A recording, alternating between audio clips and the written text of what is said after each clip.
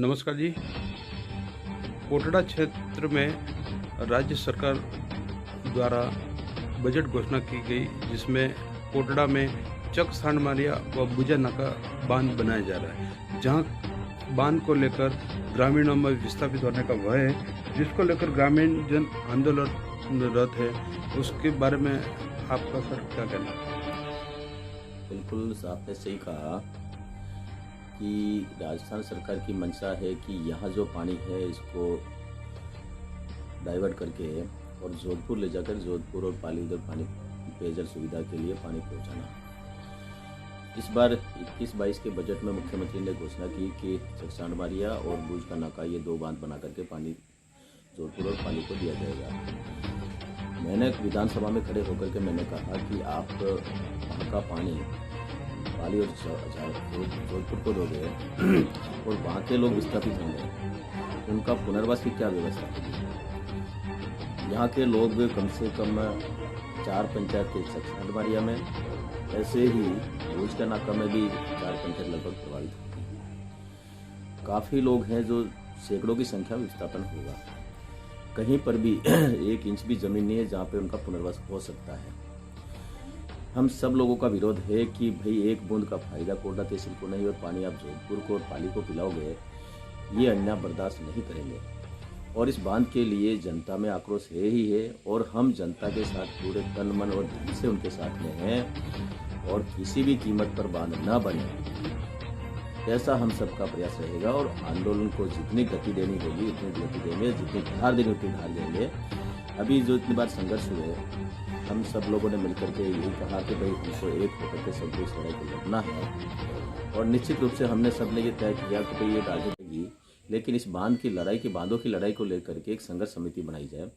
तो उन लोगों ने एक संघर्ष समिति बनाई है। हम सब ने कहा कोई भी राजनीतिक पार्टी आएगी, इस संघर्ष समिति के बैनर तले ही आकर के उनको जो भी बात कहनी हो अपनी बात कहेगा, अलग से कोई झंडा लेकर के खड़ा नहीं होगा। अगर अलग से इस प्रकार से कोई राजनीतिक पार्टी अपना आंदोलन करती है तो इस संघर्ष को, इस आंदोलन को कमज़ोर करने का प्रयास करेंगे। हम सब लोगों की मानसिकता है, हम सब एकजुट होकर के इस आंदोलन में सफलता प्राप्त करें और किसी कीमत पर बांध नहीं बनना चाहिए। इतने लोगों का पुनर्वास कहीं हो नहीं सकता, संभव ही नहीं है। जैसे कि जिला कलेक्टर आए, दौरा किया, उन्होंने बताया कि मुझे तो इस बारे में कोई जानकारी नहीं, ऐसा बता रहे थे।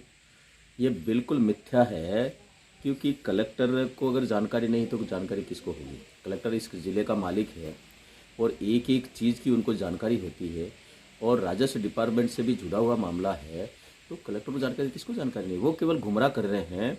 मुझे जहाँ तक जानकारी है, कलेक्टर इसी मायने में आया था कि उस ज़मीन को देखा जाए, लोकेशन को देखा जाए, लेकिन वहाँ के लोगों का जिस प्रकार का विरोध था, इस विरोध के कारण कलेक्टर ने अपना बयान था वो उसको बदल दिया कि मैं तो अपने गुजरात और राजस्थान की सीमा विवाद था जिसके कारण गया। सीमा विवाद तो बरसात में होता है, अभी गर्मी में सीमा विवाद कहाँ है। न किसी पर कोई रिपोर्ट थी, न किसी ने कोई शिकायत की कि हमारा सीमा विवाद है। तो कलेक्टर इस बीच में पहले तो अब आकर के क्या दिखाना चाहते थे, केवल और केवल इस ज़मीन को देखने के लिए, इस बांध के जगह को देखने के लिए वो आए थे और वो लोगों का विरोध देखा तो उसके कारण उन्होंने अपना बयान चेंज कर दिया और ये कहा कि मैं गुजरात और राजस्थान सीमा का विवाद है, इसमें मैं इसी के लिए आया था। और ये ठीक नहीं है, क्योंकि कलेक्टर को एक एक चीज़ की जानकारी होगी। मैंने तहसीलदार से पूछा, तहसीलदार का मेरे को जानकारी नहीं, तो फिर जानकारी किसको होगी। और बिना जानकारी के अधिकारी यहाँ कैसे काम कर सकते हैं, जब ज़मीन अब इसमें इनका अपने ये है एडीएम, जिसने बयान दिए कि भाई एडीएम ने ये कहा कि भाई यहाँ बांध बनेंगे और बांध बना करके हम पेयजल पूर्ति करेंगे जोधपुर और पाली को। ये उन्होंने कहा, उनको जानकारी, तो कलेक्टर को जानकारी क्यों नहीं है। ये लोगों को गुमराह करने की बातें हैं। धन्यवाद।